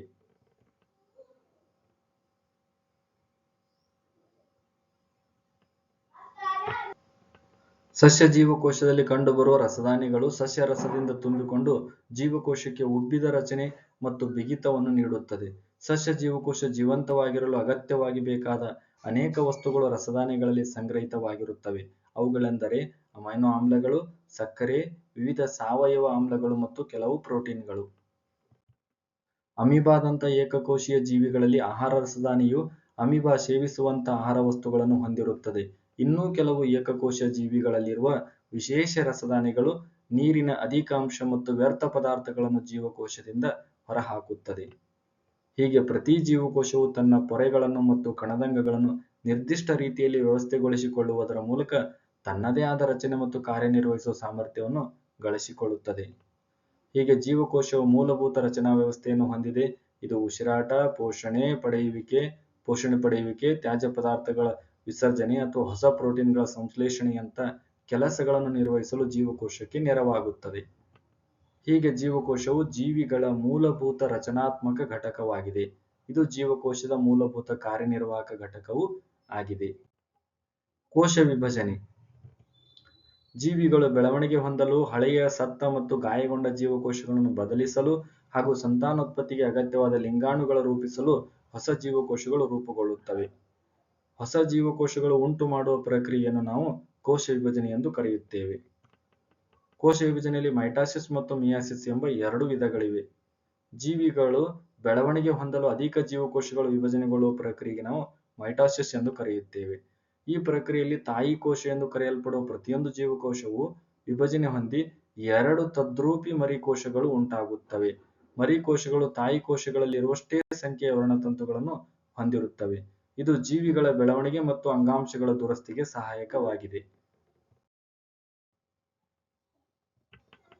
ಪ್ರಾಣಿಗಳು ಮತ್ತು ಸಸ್ಯಗಳಲ್ಲಿನ ಸಂತಾನೋತ್ಪತ್ತಿ ಅಂಗಗಳು ಅಥವಾ ಅಂಗಾಂಶಗಳ ನಿರ್ದಿಷ್ಟ ಜೀವಕೋಶಗಳು ವಿಭಜಿಸಿ ಲಿಂಗಾಣುಗಳನ್ನು ರೂಪಿಸುತ್ತವೆ.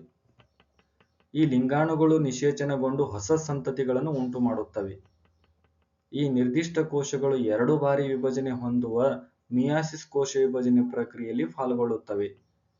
ಹೀಗೆ ನಿರ್ದಿಷ್ಟ ಕೋಶಗಳು ಮಿಯಾಸಿಸ್ ವಿಧಾನದಿಂದ ಕೋಶ ವಿಭಜನೆ ಹೊಂದಿದಾಗ 2 ಮರಿಕೋಶಗಳು ಉಂಟಾಗುವ ಬದಲಿಗೆ 4 ಮರಿಕೋಶಗಳು ಉಂಟಾಗುತ್ತವೆ. ಈ ಹೊಸ ಮರಿ ಜೀವಕೋಶಗಳು ತಾಯಿ ಕೋಶಗಳಲ್ಲಿರುವ ವರ್ಣತಂತುಗಳಲ್ಲಿ ಅರ್ಧದಷ್ಟು ಸಂಖ್ಯೆ ವರ್ಣತಂತು ಮಾತ್ರ ಹೊಂದಿರುತ್ತವೆ.